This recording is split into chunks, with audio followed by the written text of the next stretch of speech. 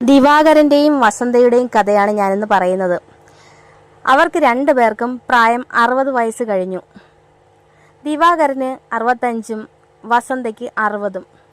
രണ്ടുപേരും വാർദ്ധക്യത്തിൽ ഒറ്റപ്പെട്ട അവസ്ഥയിലായിരുന്നു. മക്കളെല്ലാം കല്യാണം കഴിച്ച് പല സ്ഥലങ്ങളിലാണ്. വസന്തയുടെ മക്കളാണ് ആദ്യമായിട്ട് അമ്മയ്ക്കൊരു കൂട്ട് വേണമെന്ന് തീരുമാനിക്കുന്നത്. ആ തീരുമാനം വന്നെത്തിയത് ദിവാകരനിലേക്കായിരുന്നു. ദിവാകരനും ഒറ്റയ്ക്കൊരു വലിയ വീട്ടിൽ, മക്കളെല്ലാം വിദേശത്ത്. അവസാന ഘട്ടത്തിൽ താങ്ങും തണലുമാകാൻ ആരുമില്ല. വസന്തയുടെ അവസ്ഥ അങ്ങനെ തന്നെ.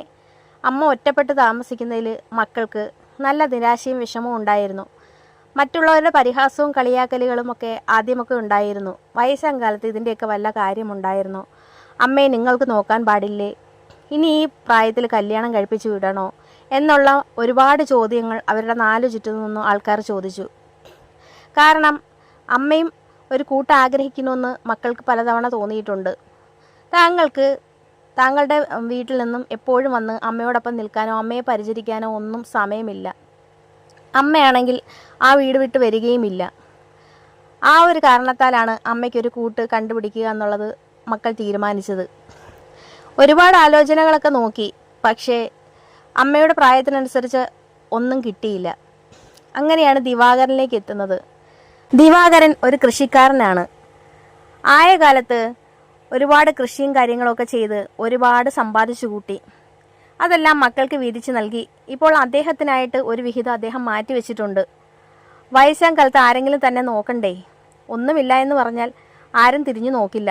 അങ്ങനെ അദ്ദേഹത്തിനായിട്ട് കുറച്ച് വിഹിതം മാറ്റി വെച്ചിട്ടുണ്ട്. ആ വിഹിതത്തിലാണ് അദ്ദേഹം താമസിക്കുന്നത്. കുറച്ച് പറമ്പുണ്ട്, ആവുന്ന കണക്കൊക്കെ കൃഷിയും ചെയ്യും. പക്ഷേ ഒറ്റപ്പെടൽ അദ്ദേഹത്തിന് എന്നും ഒരു വേദനയായിരുന്നു. അങ്ങനെ ഒരുപാട് ആലോചനകൾക്കൊടുവിൽ ദിവാകരൻ്റെ ആലോചന വസന്തയുടെ വീട്ടുകാർക്ക് ഇഷ്ടമാകുന്നു. അങ്ങനെ എത്രയും പെട്ടെന്ന് കല്യാണം ഉറപ്പിക്കണമെന്ന മട്ടായി മക്കൾക്ക്.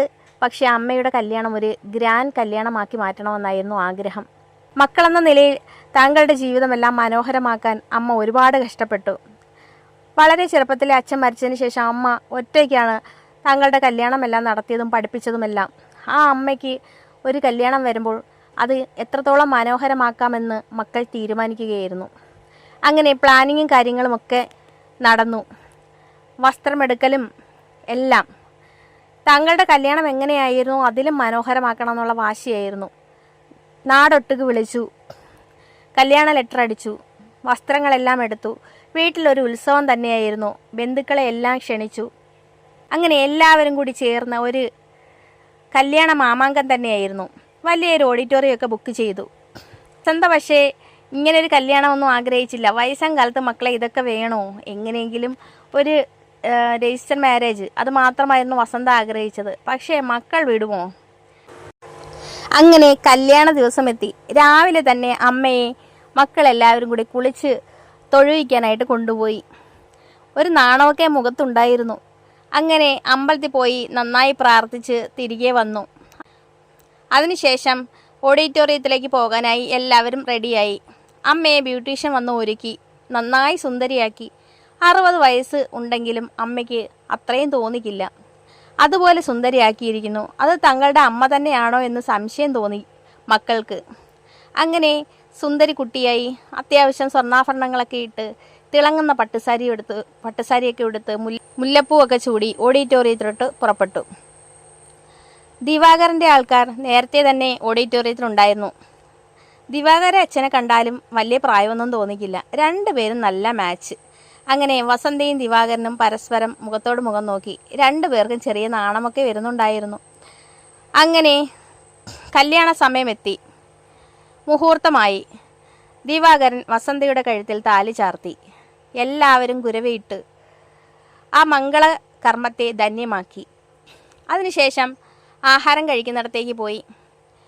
നല്ല വിഭവസമൃദ്ധമായ സദ്യ. അങ്ങോട്ടും ഇങ്ങോട്ടും വാരിക്കൊടുക്കാൻ ക്യാമറമാൻ പറഞ്ഞെങ്കിലും രണ്ടുപേരും അതിന് തയ്യാറല്ലായിരുന്നു. അങ്ങനെ അവർ ആഹാരമൊക്കെ കഴിച്ച് ഫോട്ടോ സെക്ഷനായിരുന്നു. പിന്നീട് ഫോട്ടോയൊക്കെ എടുത്ത് തങ്ങളുടെ ജീവിതത്തിലെ ഏറ്റവും മനോഹരമായ നിമിഷമാണെന്ന് വസന്തയ്ക്കും ദിവാകരനും തോന്നി. അങ്ങനെ കല്യാണമൊക്കെ കഴിഞ്ഞു. ദിവാകരൻ്റെ സ്വപ്ന കൊട്ടാരത്തിലേക്ക് വസന്ത യാത്രയാവുകയാണ്. മക്കളെയൊക്കെ കെട്ടിപ്പിടിച്ച് കരഞ്ഞ് ഒടുവിൽ വസന്ത കാറിലേക്ക് കയറി. ദിവാകരനും ബാക്ക് സീറ്റിലുണ്ടായിരുന്നു. ദിവാകരൻ്റെ സ്വപ്നഭവനത്തിലേക്ക് വസന്ത വലതുകാൽ വെച്ച് കയറാൻ ഒരുങ്ങുകയാണ്. സ്വീകരിക്കാനായിട്ട് അവിടെ ദിവാകരൻ്റെ മക്കളുണ്ടായിരുന്നു. അങ്ങനെ വസന്ത വലതുകാൽ വെച്ച് ദിവാകരൻ്റെ വീട്ടിലേക്ക് കയറുകയാണ്. പിന്നീടുള്ള ജീവിതം നമ്മൾക്ക് എപ്പിസോഡായിട്ട് കേൾക്കാം. അപ്പോൾ നിങ്ങൾക്ക് ഈ സ്റ്റോറി ഇഷ്ടമായെങ്കിൽ ലൈക്ക് ചെയ്യാനും കമൻറ്റ് ചെയ്യാനും സബ്സ്ക്രൈബ് ചെയ്യാനും മറക്കരുത്. ഇതിൻ്റെ അടുത്ത എപ്പിസോഡുമായിട്ട് ഞാൻ വീണ്ടും വരുന്നതായിരിക്കും.